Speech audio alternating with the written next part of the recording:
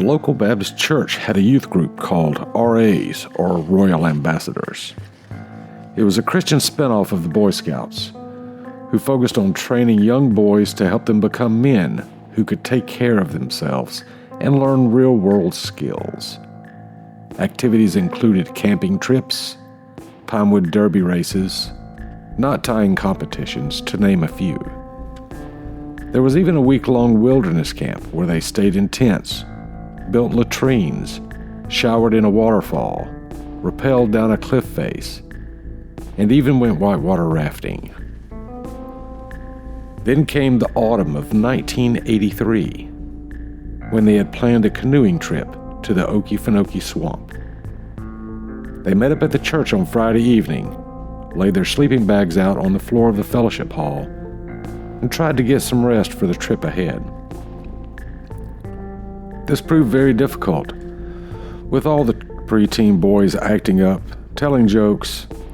They ended up not getting much or any sleep at all. At 5:30 a.m., it was time to wake up, load up in the church vans, and start heading south to the swamp. The plan was to canoe 9 miles into the swamp, spend the night on an island, then canoe back the next day. There was an established cutoff time of 10:30 a.m. to allow enough time to make it to the island, set up camp before dark. Our group arrived at the souvenir shop at 10:45. There had been a drought for a few of the previous months, and the water level was very low. A slow, steady rain started as the group were loading their supplies into the canoes, preparing to head out. They found and purchased cheap plastic raincoats that were for sale at the souvenir shop. The park personnel strongly advised against the church group going, for fear they wouldn't reach the island before dark. However, the leaders thought their years of wilderness training would prevail, and had prepared them for this type of event. The warnings were ignored. They loaded up in the canoes and headed out at about 11:15 a.m. As soon as they got out of sight of the souvenir shop, the temperature started dropping. The raincoat started to come apart at the seams, and the going was very hard. Due to the drought conditions and the low water levels, the canoes were getting hung up on stumps and undergrowth. Quite often, it was all they could do to free up the canoes to continue moving on. After a while, everything and everyone was soaked to their skin. There wasn't a single raincoat that was still intact. They were old and dry-rotten and fell to pieces.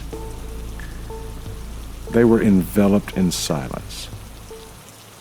Tired from the lack of sleep and the exertion from freeing the canoes, worry was beginning to set in.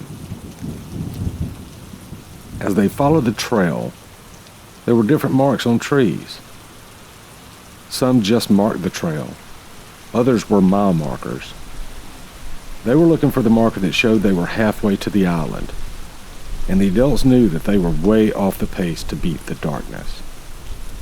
The temperature was steadily dropping all day, and it was only approximately 10 degrees or so above freezing, and the rain was still coming down. After a few hours, everything was soaking wet. The cold was starting to make hypothermia a valid concern. For miles in every direction was only water and the endless sound of rain.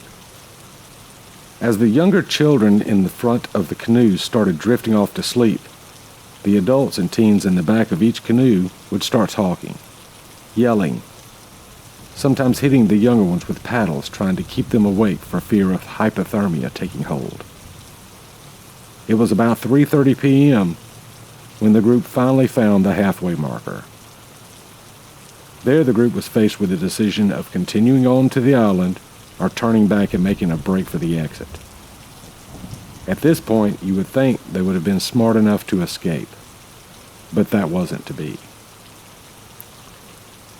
They figured they had come this far. They were going to finish it. As the sun started getting lower in the sky, it became an actual race. Life and death hung in the balance. Luckily for the group, they were now out of the thickest part of the journey, and the rain was helping the level of the swamp rise some, so they were able to pick up the pace tremendously. It was beginning to look like they might make landfall before darkness came. However, the lead canoe in their haste missed a marker.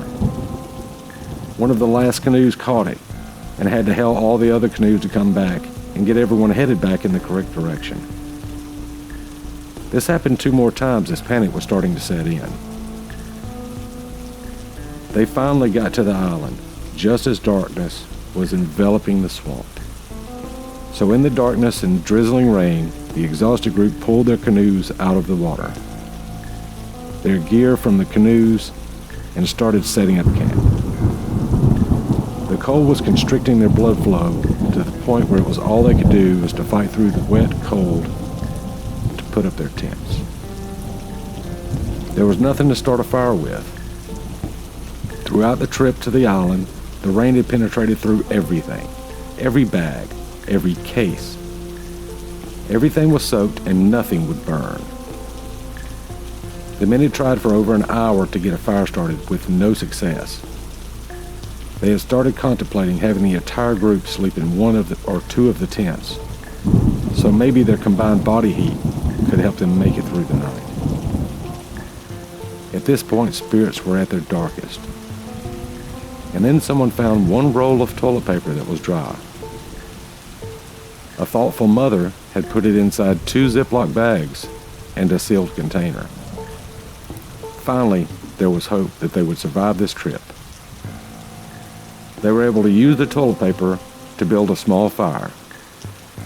Then they were able to dry out some wood and pine cones enough where they could build it up. Eventually, they had a big roaring fire. Everyone gathered around. They put clothes on sticks, held them close to the fire to dry them. They heated cans of beans by the fire to have a hot meal for dinner. After a final escape from the wet and cold, and with warm food in their stomachs, they collapsed from exhaustion to sleep for the night. More than one of the group found their feet in a wet spot from where some of the water had pooled up in some of the tents in various places. This was trivial with the horrible day they had barely survived, and no one cared or said a word. At some point in the early hours of the morning, the rain had moved out. When the next day dawned, the birds were singing. The sun was there to greet them. They ate a nice breakfast, broke camp, loaded everything back in the canoes for the trip back out of the swamp. It was so beautiful that it started to seem the previous day was a nightmare the group had shared. The water levels had risen to the point where it was smooth sailing. The group saw a lot of wildlife on the way out of the swamp. There were cranes, a beaver was hard at work, a giant turtle was swimming past. The trip was very uneventful, and they had made their way within a half a mile of the souvenir shop when Brent and Billy were in a canoe together. Brent was 15 in the back of the canoe, and little Billy was 12 and was in the front. Brent saw what he thought was the nose of a big turtle sticking up out of the water. He wanted to get a closer look. It wasn't a turtle at all. They realized what it was as it lashed out at the front of the canoe. It scared Billy so bad that as he tried to get away, the canoe tipped over. It was an alligator that was approximately 16 feet long. Billy only had a few seconds before the alligator got his head and shoulders in its mouth, rolled over, ripping little Billy in half.